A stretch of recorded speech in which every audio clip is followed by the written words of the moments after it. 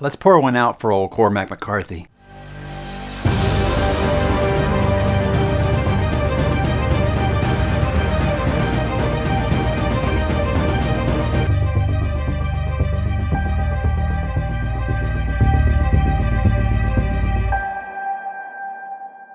Hey, what's up, bookworms? Mike back, another book review on the channel. This one I've kind of called an audible. I did not expect to do this review right now, but recent events maybe go ahead and say it's time to talk about The Road by the late, great Cormac McCarthy. Guys, as you don't know, Cormac McCarthy did pass away this week, and I wanted to talk about The Road and why this was such a special book to me. This was released in 2006. It won the Pulitzer Prize in 2007 for fiction.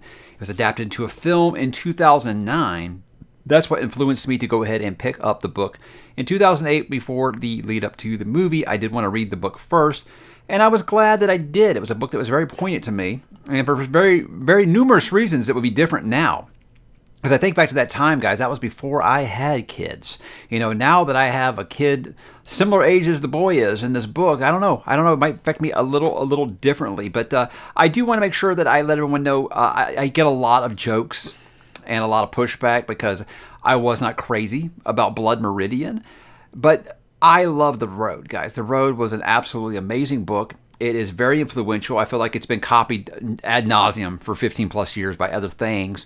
I mean, all you got to do right now is turn on your TV and find like a dozen things that still feel like they're stealing from Cormac McCarthy's The Road. But I want to kind of put a spotlight on this book because I've only read two Cormac McCarthy books. I've always wanted to read more.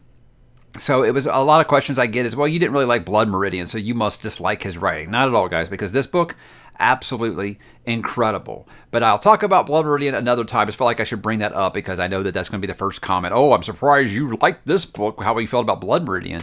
But guys, this book is absolutely amazing. So what is this book about? Well, let's talk about it. It is about a father and his son. They're walking alone through a burned America. Nothing moves in the ravaged landscape save the ash on the wind. It is cold enough to crack stones, and when the snow falls, it is gray. The sky is dark, and their destination is the coast. Although they don't know what, if anything, awaits them there. They have nothing, just a pistol to defend themselves against the lawless bands that stalk the road. The clothes they are wearing, a cart of scavenged food, and each other. Guys, this takes us back to 2006. This is The Road by Cormac McCarthy.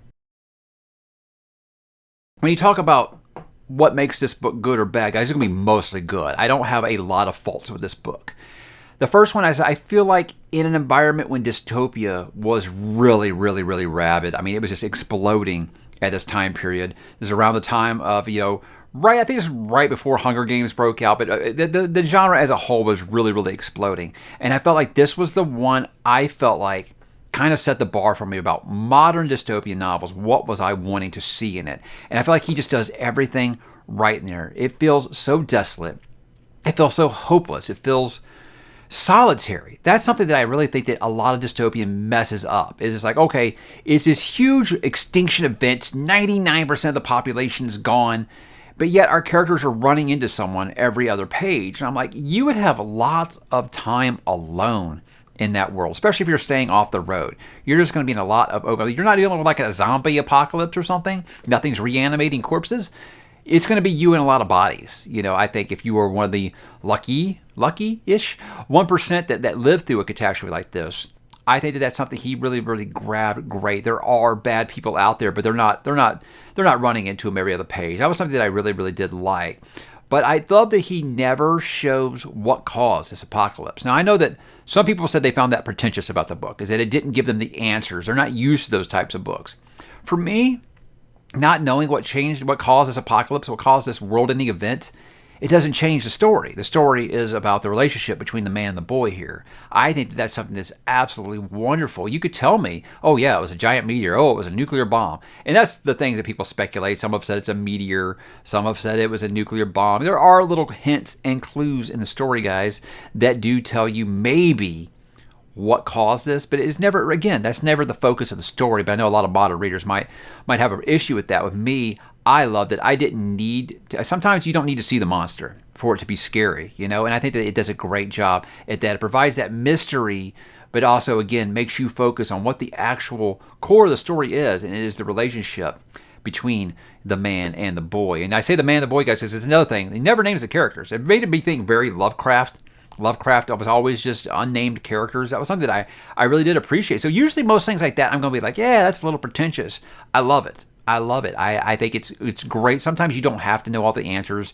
And again, not giving the characters names. What I just said doesn't change the whole meaning of the story. I love it. But he gives you clues, like I said, never really tells you what it is.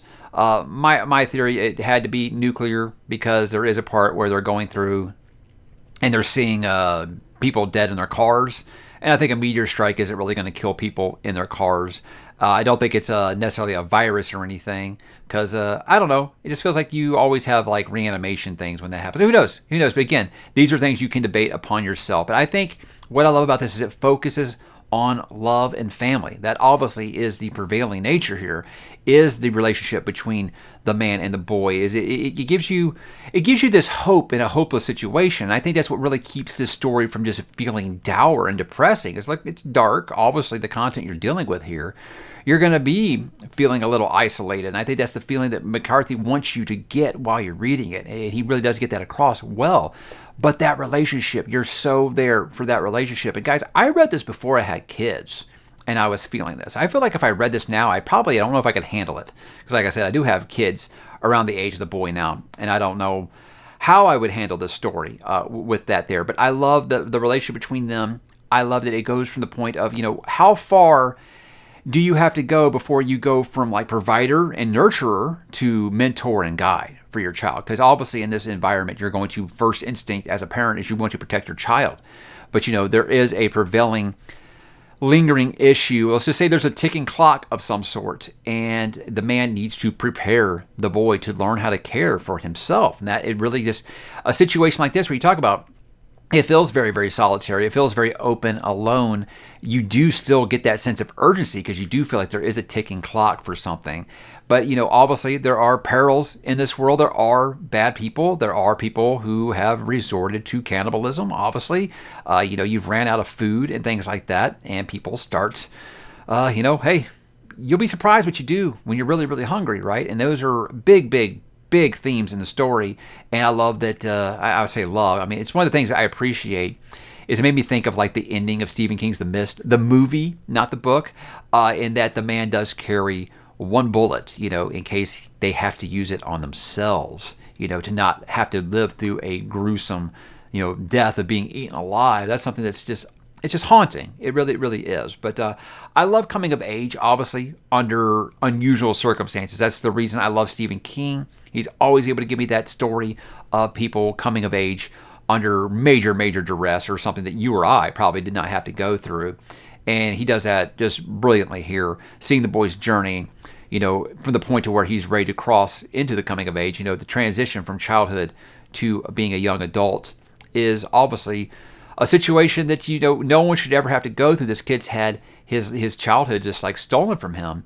And I think that one of the things that I love about this is it's to me, it's not a very poignant part of the book. It's just something that always really stuck out to me was the scene with the Coke. And that's why I had the Coke there at the beginning. I think at the time, back in 2006, I weighed a lot more, guys, and I was addicted to Coca-Cola, like big time. And just the idea of this kid grew up without knowing what Coke was just like, oh my God, what a terrible childhood. Not the fact that he's living through an apocalypse, but that he had never had Coca-Cola before. So that's something that, always just really kind of stuck with me. So, having to go through childhood with the ideas of you've got to adapt or perish it's unreal to think about that kind of life. And I think that McCarthy is able to capture that feeling on the page, and it really does just kind of transition to the reader in the most powerful way. Another big theme is questioning the point of, at what point are you no longer the good guys? It does give a lot of, commentary on empathy in situations like this, and, how much are you just looking out for yourself? Or at what point do you stop helping people because you don't trust anyone? It gives all those big questions, and I think he does a good job of showing how would the normal person react. In this world, I don't think you can really trust anyone. They can show you a smile, and they could be stabbing you in the back for a can of corn. I mean, that's, again, you'd be surprised what people will do for resources in a world like this. What you'll do when you're hungry is obviously a little crazy, but he does ask those big questions. I think he goes through it really well. He also handles nostalgia really great, and I think nostalgia about the way that the world was, about how things were before this event happened. You will have several things that the man is talking about or he's remembering. Color. I mean, because the whole thing is this whole landscape is just like gray ash. That's what makes a lot of people think it's either a nuclear bomb or a meteor. You have these dreams in color. It's like a really big deal. And it just it's vivid. It brings the pages to life, I think, describing that. And you just realize, wow, I'm just reading this black and white text here, and I'm seeing the colors fly off the page because McCarthy's just a wordsmith. He's really, really great at that. And it does really show here. And it's a story, like I said, guys, I feel like it's been copied and emulated a million times now. And it's just been, 17 years since this book came out. And it just seems like it's everywhere. Themes from the story just kind of float up everywhere. I'm not saying that he created the adult and the younger person. I'm not saying he created like that genre, I guess you have a little subgenre, if you will. But it feels like since this book came out, it's been heavily, heavily popularized. And it's easy to see why. But guys, I don't think any book is perfect, right? This one's pretty damn close. It's pretty damn close. But what are some things that I say would maybe be, I guess, somewhat negative? Now, again, these might not be negative for me. I just want to make sure that I bring them up to you because there are some people who've had some criticisms. If you feel like you need everything explained, obviously that's going to be the one that bugs you. If you're one of those fantasy readers who's mad if you don't understand how the magic system works, yeah, you're going to be upset that you don't know what happened. You don't know why this world is like this. You never get that answer. I think that might bother you a little bit. The characters and locations are never named. I think you can deduce where they're from certain discussions. I think I came to the conclusion based off of clues that they were in Tennessee. They were trying to get to the coast, so I'm guessing it was like South Carolina or way far east Georgia maybe is where they were trying to get to the coast. But yeah, the biggest one, just that the cause of this world is never really handed to you. And I feel like a lot of people will need that explanation or they're going to really struggle with it. But so I think maybe knowing that going in, maybe you can accept that that's not what the story is about. The story is about the man, the boy, and their relationship and his coming of age. I think that's really way more important than what caused this big problem. But the ending is a little abrupt and ambiguous to people. It does kind of leave it up to your imagination if you know anything. I've only read 2 of his books, but I feel like if you've read Cormac McCarthy, I feel like you'll be at the point where you will expect an ending like that. He's definitely not going to spoon feed you anything. He's going to kind of leave some things up to your interpretation. I mean, I have my own little extended ending that I put in my head, and it was happy because I think I needed a happy ending after the story.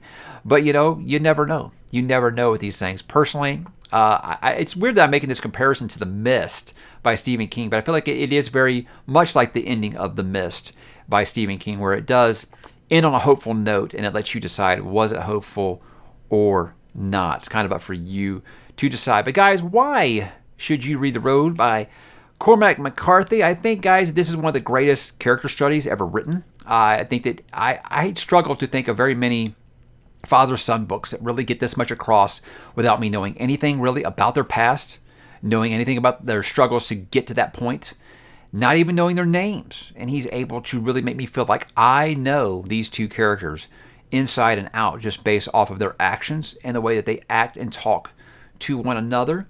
It made me think of this book. It made me think of I Am Legend, Richard Matheson. I love this book. This is a book I've adored since high school. And it made me think of this. It made me think, like, what if Robert Neville had a companion of some sort, and maybe a companion, a child, someone he felt like he had to protect.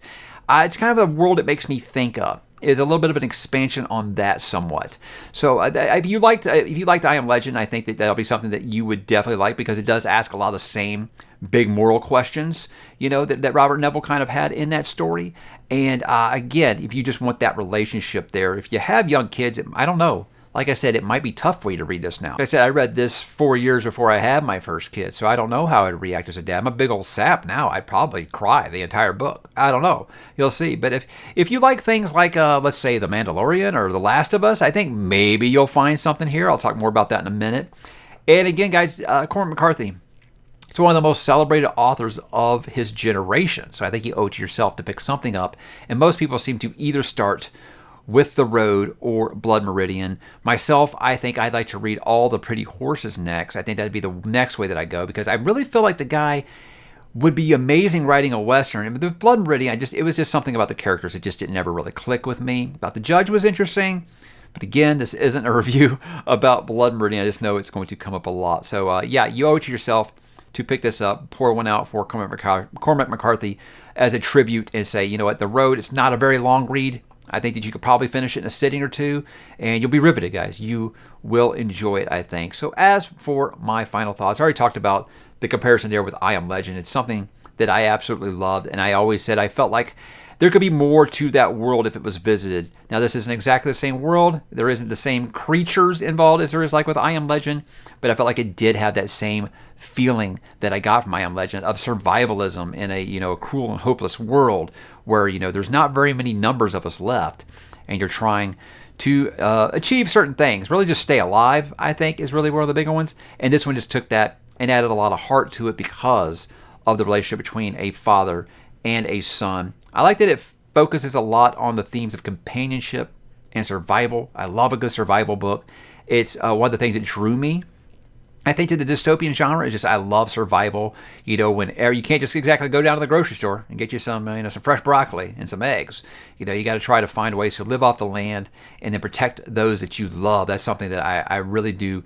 I can't get enough of. And just keeping each other honest. I think there's several times where the man and the boy are questioning each other's actions. It's usually mostly the boy questioning the man's actions. But there is that point of transition where it does feel like those roles swap. And I think that's what makes the story great. And it's their love for one another that keeps them going when everything seems completely hopeless. And it asks the questions of how far will a good man go until he can't really call himself a good man anymore. That's always something that is a great, great theme to explore. So, like I said, something really popular right now is, parent, child, adult, younger person. When I played The Last of Us on PlayStation 3 when it first came out, guys, 10 years ago. Believe that now? It's been 10 years since The Last of Us came out. I immediately said, oh, this is just like The Road. I feel like I love The Last of Us, the game. Don't get me wrong. I love it. But The Road's better, guys. It is absolutely amazing. So I think if you love those things, don't go into this with your arm crossed, being like, they're taking something that you love from me. There's room for other great stories with that kind of subgenre, like I said. But this, to me, is the best. And I feel like so many things have been copying it ever since. And I think you owe it to yourself to go back and see where a lot of these people probably did draw some influence from. So, like I said, I hope to read more of Cormac McCarthy in the future. Don't have any future plans right now. Honestly, I don't think I own anything else by Cormac McCarthy except these two books, but I'm glad that I do own this nice, beautiful Folio Society edition of The Road because it's absolutely one of my favorite books that I've ever read. It is really superb, guys. I'm not going to rank it now. I know I just did my top 10 video, but it wouldn't be a top 10 book for me, but I'd say it'd be my top 50 without a doubt, And I've read a few of them, so that tells you how amazing this book is. So if you're into those things, guys, and you like a really, really good character study, I think now is the best time for the late, great Cormac McCarthy, guys. Check it out and let me know what you think down below. Have you read The Road? Did you enjoy it? Do you like The Last of Us and now you're really, really interested? I hope so, guys. So drop in the comments and I will talk to you there.